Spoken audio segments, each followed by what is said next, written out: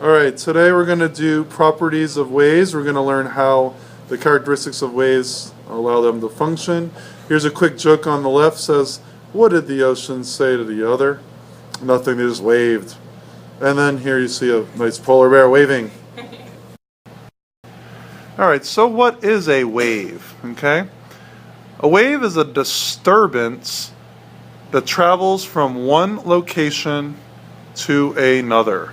It's actually a transfer of energy that goes in one medium, that could be air, it could be water, it could be a solid, to a different medium, that could be the other one.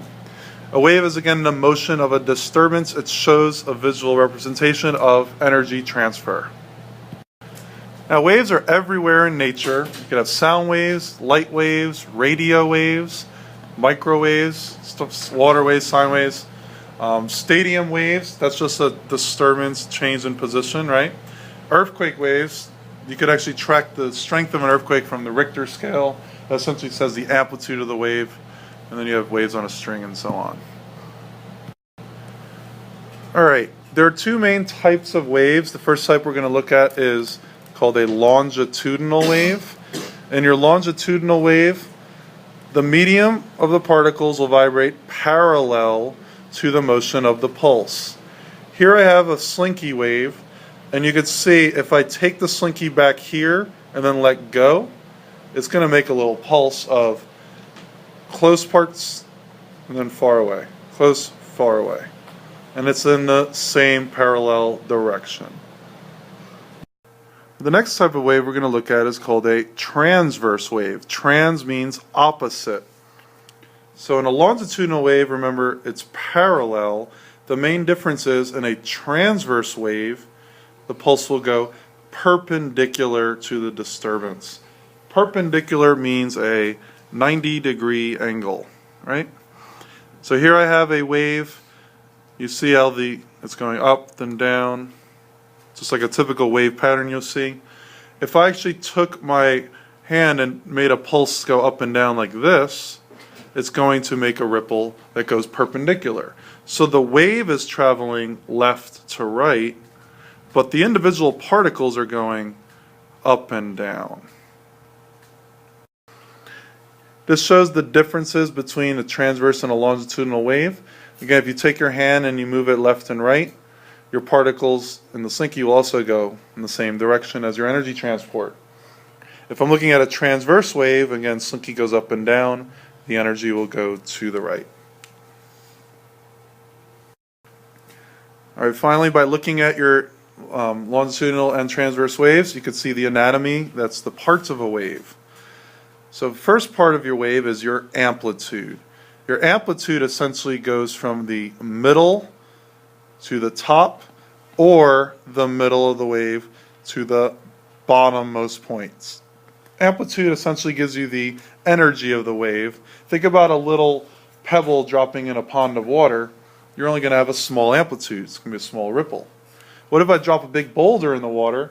Then you're going to have a much bigger amplitude, right? More energy from the boulder, from your potential energy into the kinetic hitting the water. The next part we could look at is called the wavelength. So wavelength, it's exactly the way it sounds. Your wavelength will be the length of the wave. Easiest way to do it is to find the top of one wave and then go to the top of the next wave. That would be the wavelength. It's where it repeats itself. Another way you could do it is the bottom of one to the bottom of another. Another way you could actually do it is by getting your beginning part of the wave, let it go through the whole wave, and where it repeats right here, this will actually be one wavelength as well. Another property of waves is the frequency of the wave. Frequencies is how many waves you get per second. And the unit for frequency is hertz. Anyone know why the unit for frequency is hertz? Because if you frequently hit yourself, it's going to hurt. All right? Yeah, bad joke of the day. Yeah, that was a joke, as they say. All right. Suppose I wiggle a slinky back and forth. I get 6 waves in 2 seconds. The frequency would just simply be 6 divided by 2, or 3 hertz. Another way to think about it is 3 cycles or 3 waves per second. Okay? So again, frequency is how many waves you get per second. Wave period. The wave period is the time it takes to get one whole cycle.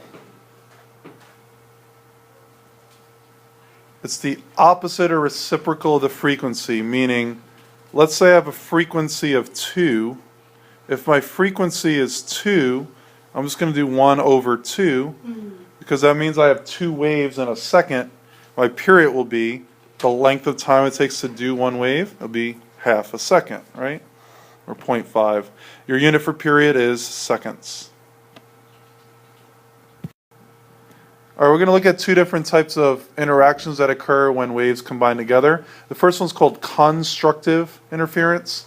Think about constructing. If you construct something, you're building it, right?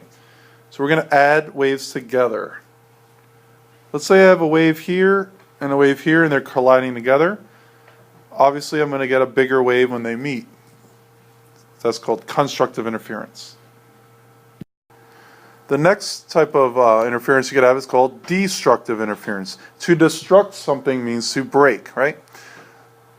So instead of adding together, you're going to subtract the 2 waves. Here I have a wave from the positive end going up. I have a wave on the bottom end going down. They're going to subtract, and then you get this little green line. You're going to get a straight 0. What if I have a bigger wave on the bottom than the top? The bigger wave will be a little more energy, so I'm going to still have this smaller new wave. Which points will produce constructive and which points are destructive? Again, if they add together, it's constructive. If they subtract, it's destructive, right? Your constructive will be G right here, because I have 2 waves that are positive. J, 2 are negative. M, 2 are negative. N, 2 are positive. The destructive, where they're opposite. H, positive with negative. I, positive with negative. K, L, and O.